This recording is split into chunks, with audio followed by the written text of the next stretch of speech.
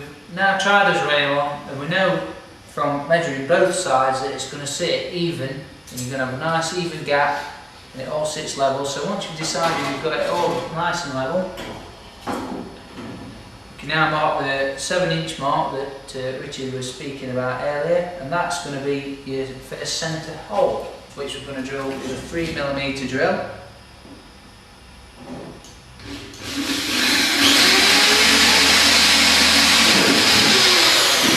Be careful not to push your drill too hard and slip and bang into your scuttle top. Do you think we need to take the plastic off? I'm going to do it without that. We're using nice cadmium plated screws, little screws, as a counterpoint against the black.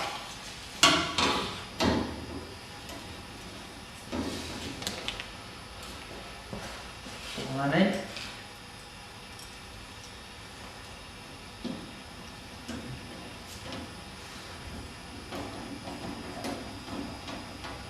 Just finger tight like that so you can still manoeuvre your rail.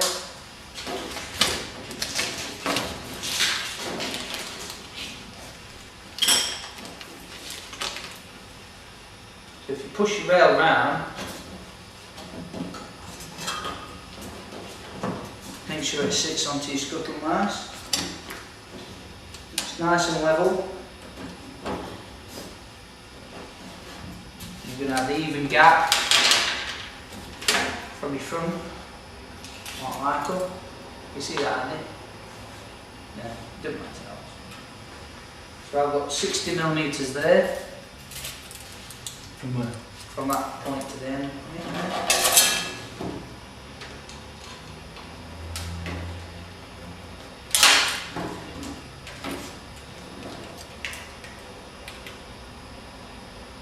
65. Yeah. So you can just adjust that slightly, that way. So it sits. You're looking to see that it sits nice all down there. And we can get on the roll on it, can't we? Yeah. After we'll measure it there, where that next hole is, get them two level, Mm-hmm. and drill that. Okay, yeah. So we're going to measure it either on the front or the back. Keep the front of the letter, it's a bit straighter, isn't it? So we're going to measure, you can see that we've got 150mm there. Push that down. Exactly 150mm there, so you know that's running nice, so you know it's all sat down, you can see it's all sat down.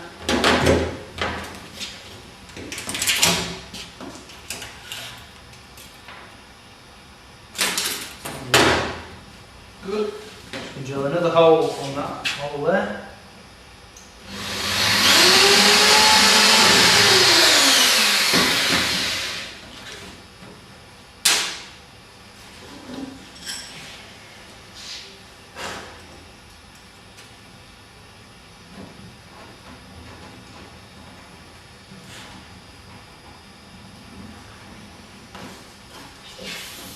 The same yours, sir? Exactly.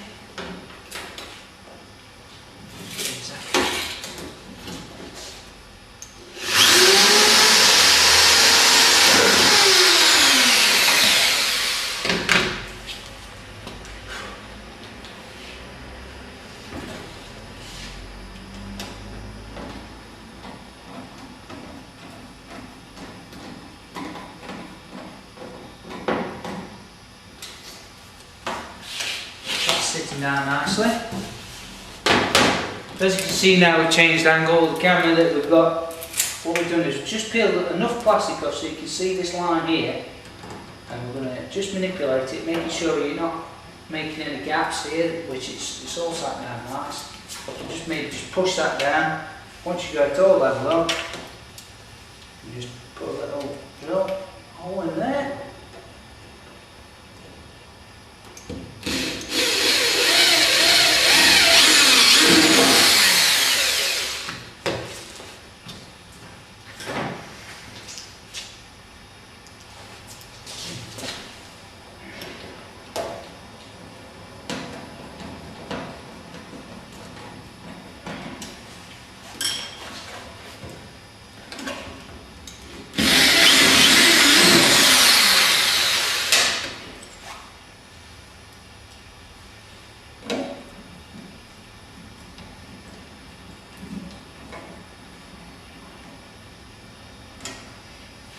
You then repeat the exact same process on the other side, making sure that you've got a nice, the same gap there, and you've got it all level here, and it's all nice and flush, and that'll do.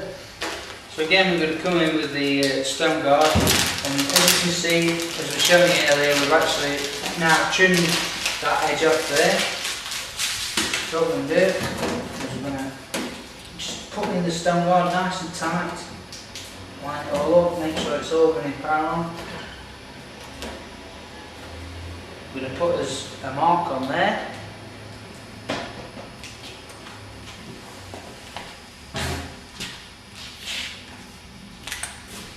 Just there. Just a small mark. Now you can see that we've got that mark there and all that.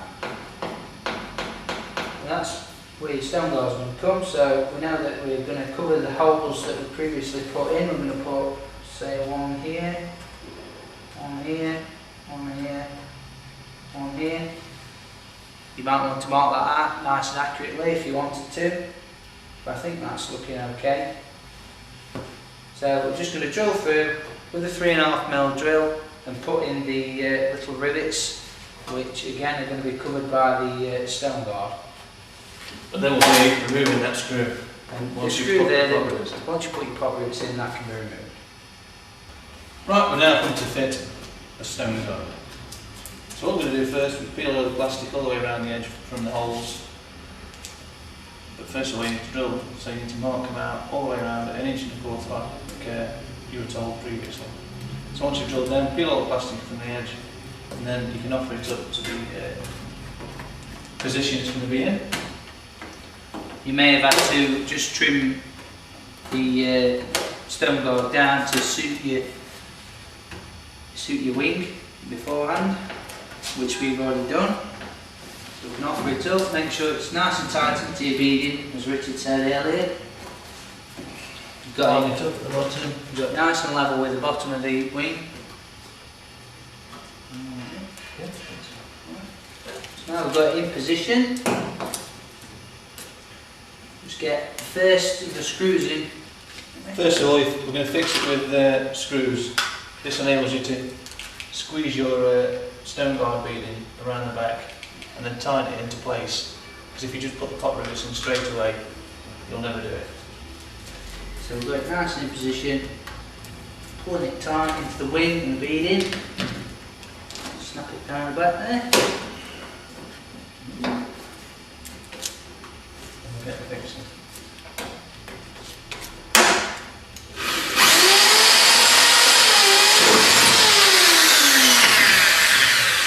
I think we're going through there with a 3.5mm drill, and we're going to, at a later stage, we're going to rivet through with the 3.2mm rivets, but just at this stage we're just fixing it with screws temporarily.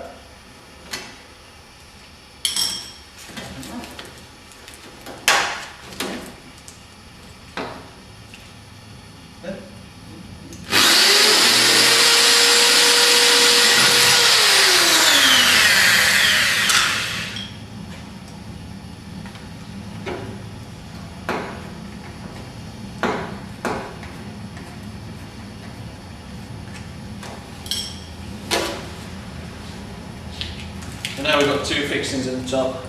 We'll start to feed the beading down the back, like so. Again, you're going to push that up to your black beading there, nice and level. When you've got it in that position there, you just tighten that bit up to hold it in place.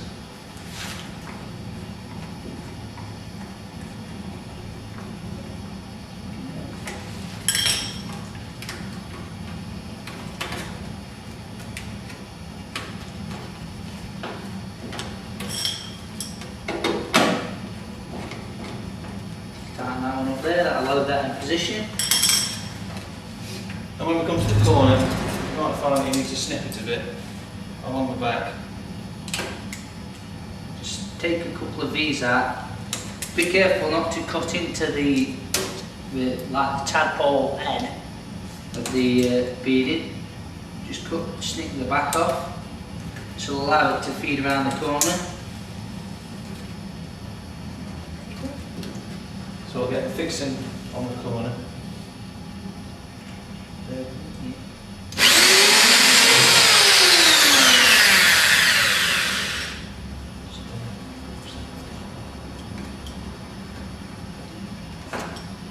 Just keep an eye on it because it can creep out this beading, so just keep making sure that you're holding it in its position.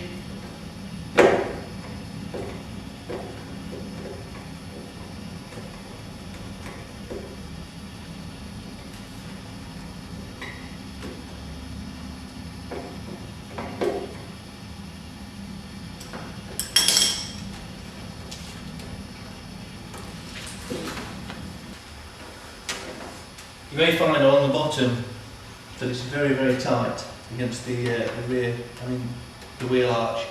So what we're actually doing is screwing the screwdriver underneath and just prizing it apart and feeding it in as you go along.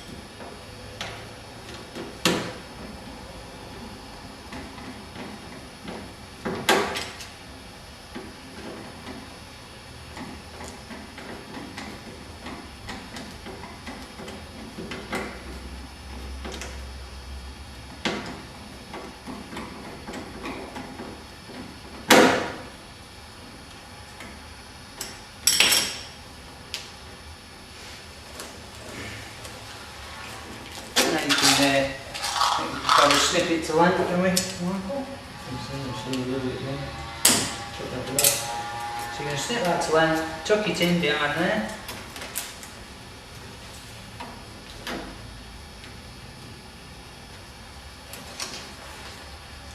We'll cut it right to length. Cheers. Yeah. Right, very right up to the beading. That's it. Make sure it's behind you. Yeah, she's in it. That's it. Yeah.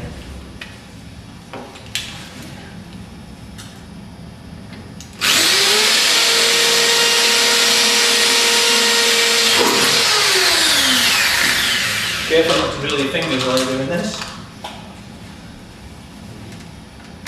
And again, be careful when you're drilling. Watch for your drill actually going through so you don't slip and jab the jaws of your drill into your stone guard beading and mark it.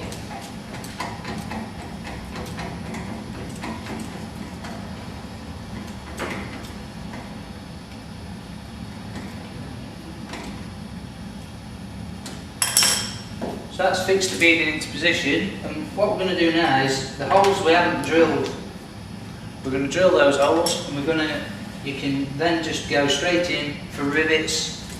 Once you've riveted all the holes that they haven't got screws in, you're then going to remove the screws one at a time and replace those with rivets until you've got it all in position, and keep just holding your beading into position as you're doing that.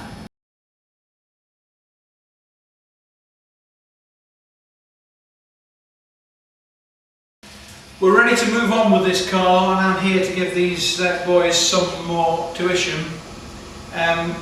You see they've made quite a good job of fitting the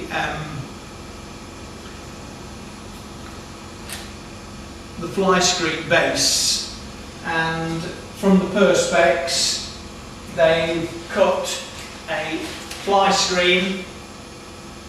We spent some time on that, first with a cardboard template to take the shape of the scuttle, and then design the corners themselves, nice rounded corners, and that shape, as you see, that curved shape there does correspond with the curved shape on the bottom of the scuttle.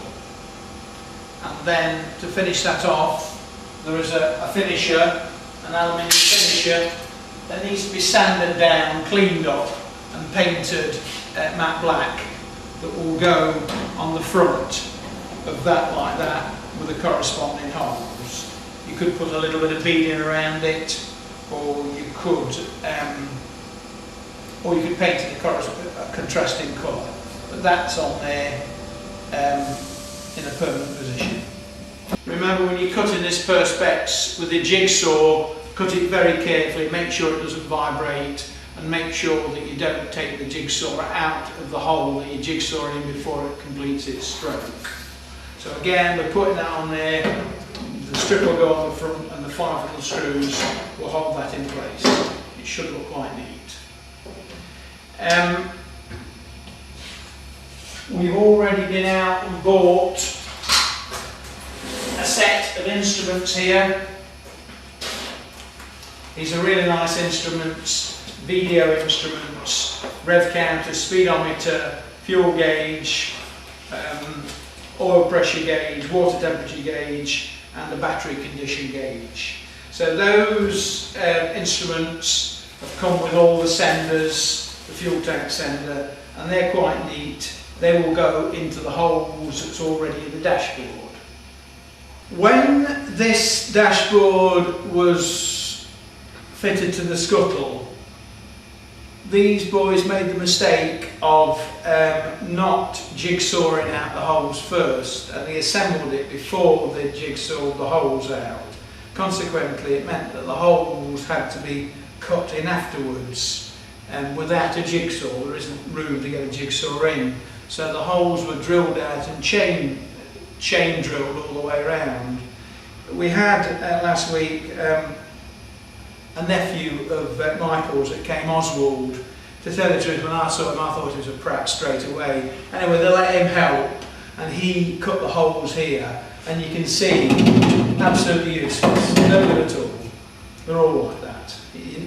Oswald needs beating. Anyway, he's gone now. We've had words with him and he's gone. So it's quite possible that you could make the same mistake at home, spoil the dashboard, or more likely change path after you've cut one set of holes. You might want something different. So remember, with these kits, if you make a mistake, it's not the end of the world. You don't have to go and shoot yourself or abandon it altogether. There's lots of ways around things. So what's happened is I've got Michael to jigsaw out a panel like that panel, and that panel is he's cut it with the perfect size for the instruments, and that's going to go over that to mask the holes that's in there. And you can either cover that in leather cloth, or I'm suggesting we paint it a corresponding colour, yellow, to match the wings, and I think it could look quite good and it could get us out of trouble on this job. So this is the kind of thing that you could do. Any mistakes that you make, you can always get around it by hook or by crook. So I think we'll paint this yellow and we'll put this in as a dummy panel to hide the mistakes that Oswald has made. We make a start on the nose cone now. You can see that there is a line scribed in the moulding all the way around the nose cone. That is what you've got to cut out. If you drill a couple of holes, then you can get a hacksaw blade, and very, very slowly you can cut all the way around it with a hacksaw blade by just twisting the blade when you come to the corners. A coarse tooth blade, twist it as you come to the corners, and you need to cut that out. That's the first thing you do, obviously, and do that on the bench very, very carefully. Now, we're offering this nose cone up, and we can see that it definitely needs to go down and it needs to go back. So we know we can safely cut that little ring out of there, like that. So if we start off by cutting that little bit off there, then the nose cone will then go back. Once it's gone back, it's pretty definite. It will now need to go down. So I think we could take more off just there. But the exact amount that we take off is governed by the top of the engine on the car. So we can see now that we've got that much gap there, and it does look about 1.5 to 2 inches that we've marked off there.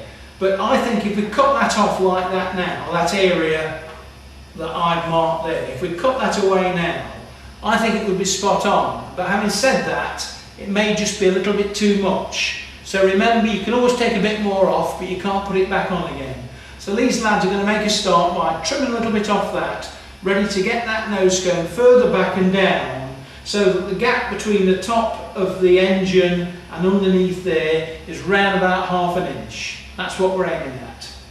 So the nose cone is quite an important exercise to fit. Remember, you don't get 2 goes at it, so just take a little bit off at once. Obviously I've got this straight edge on top of that rail.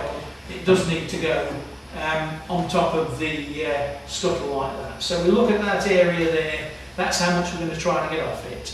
At the same time, it looks as if we're going to have to trim some off there as well, like that. Well, what actually happens when we do get this nose cone on, so that it looks right, then we will be trimming it something like that. Something like that. In fact, I can just see there is a slight scratch mark in that you might just have to trim off. So it looks like that all that lot will be surplus. You'll take that off so it looks nice and neat. So that's something these lads will have a go at and try to get right. Unlike previous Robin Hoods, you won't manage to fit the donor vehicle seats in here. Having said that, you could take the foams out of the seats, and if you're real on a budget, at Robin Hood we do have seat covers that you can make your own seats with here, very, very cheap. But the next step up from those very, very cheap seat covers is a basic seat that we have, which is a very straightforward vinyl seat with piping, and basically that just goes in there like that and fastens to the back of the seat back panel. Then the squab goes in like that, and all that happens is you just have those kind of little clips on that you've seen that hold pictures onto the walls of pubs, like brass T-shaped little brackets. So these lads will probably make some brackets to put on there, or they could drill in from behind the panel and just put a small self-tapping screw. There's lots of things that will fix the seats, but they're the seats we're going to use in here, these basic seats, and then of course we've got the seat belts to fit in as well. So it gives quite a lot for these lads to carry on with now. The handbrake, we won't dwell on the handbrake and the handbrake cable. You need to look at the Haynes workshop manual for that, but it is the standard Ford Sierra handbrake that goes in, and you'll see that there is a hole in there and there's holes already for it. You probably need some large plates or washers underneath just to give that some strength, so that with it being aluminium it doesn't pull too much on the body. So that will want some spreader plates up there. So that gives quite a few jobs now for these two to do.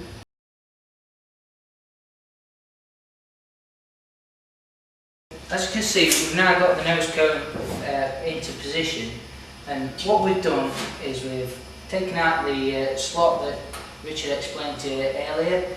We've also cut a little swoop out here, and we've also took around about 30 to 40 millimetres out there. Obviously you're going to make that to your own specification. And we've got that sat something like in position. Now what we've actually done is we've measured the length of the bonnet, and we know that the bonnet's got to sit about 1 inch, well it has got to sit 1 inch on to the scuttle. So what you can do, we've measured the bonnet and it's 930 millimetres long, and we've got a little recess here in the nose cone. So from that recess to 1 inch in, we measured it 930 millimetres to the inch in there, which that is, and then we roughly know that the bonnet's going to fit. We've also taken this to the car temporarily, make sure it's right up there. We've got a nice gap here. Don't worry if you've got a little gap here, because you're going to put some edge trim on that anyway. And now we can, now we're happy that's in position. We've also tried the radiator in to make sure that it fits, and we can now try the bonnet on.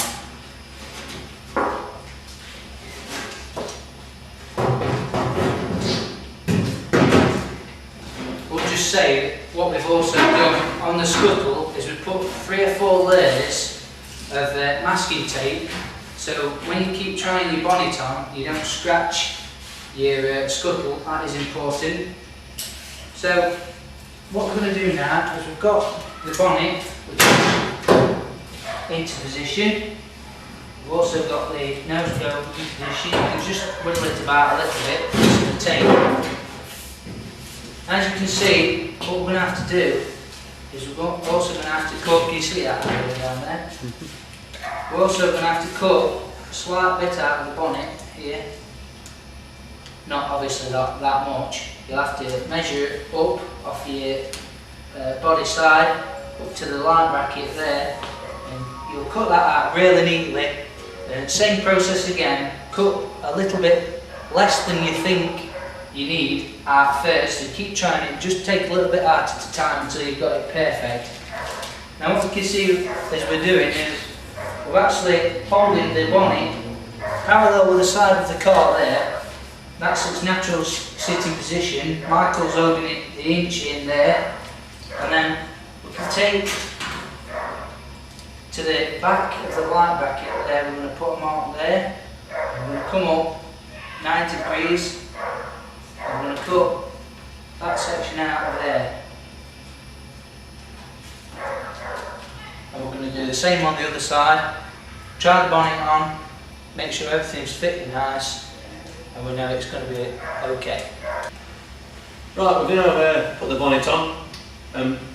Before you do actually put the bonnet on, you want to put some masking tape on your scuttle and mark 1 inch from the front of the scuttle there back, which gives you your position of the rear of the bonnet. So having done that, pop your bonnet on, and if you do need to chop out some here so it will drop down, just do so, and you'll see where you need to chop it out with your light bracket cross member. So once you've got that far, push it down until it's level on the side of the car, and we're going to put the bonnet catches on.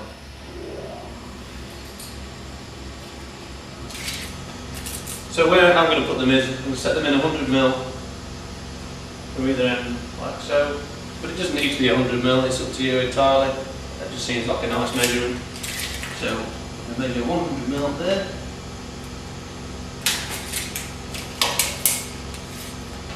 And 100mm there from the actual cutout.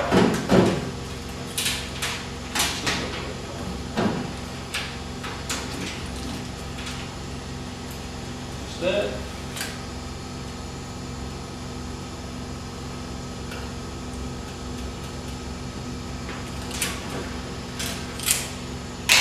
Then you want a straight edge, or a level, whichever, and I'm going to draw a line parallel to that edge there. So, just with a biro or some sort of marker, draw a line there, on the bonnet and onto the side.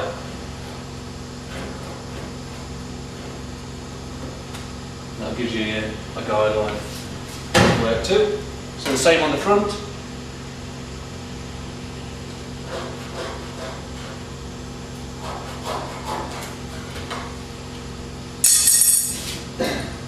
Then you've got your bonnet catcher, which consists of the clasp and the key. So first thing you want is the clasp piece, which goes on the bottom. Like so. Now I'm going to set that 10mm down from the top there to the top hole. Take that off for now. I'm going to put both of those on first, the lower catches. So I'm just going to put a mark 10mm down there. And you can either measure the centres on the actual catch or just put it on and go through the hole.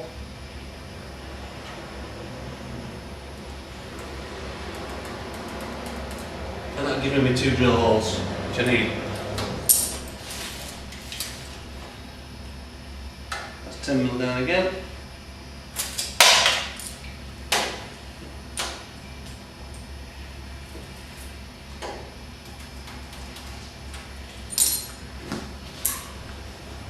Then with a 3.5mm drill, I'm going to drill through those 2 holes, 2 marks.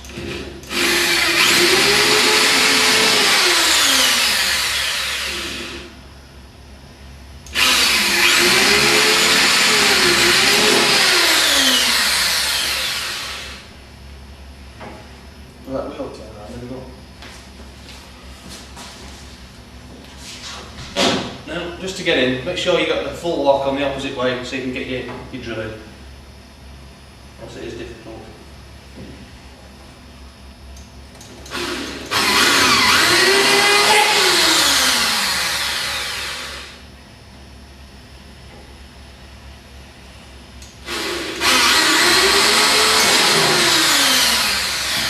Having done that, then we need a piece of scrap or a piece of your off-cut pack, because the material on your body side isn't quite strong enough. So we're just going to put a piece of material behind that to make it, to give it some strength.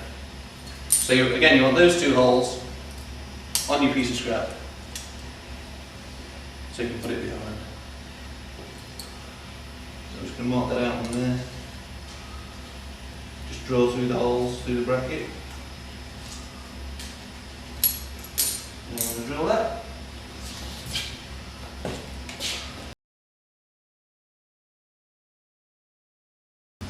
So having pre-tapped your backing plate for strength, Paul's holding it in position for me. We'll put the screw through the top hole of the bracket and we'll screw that on.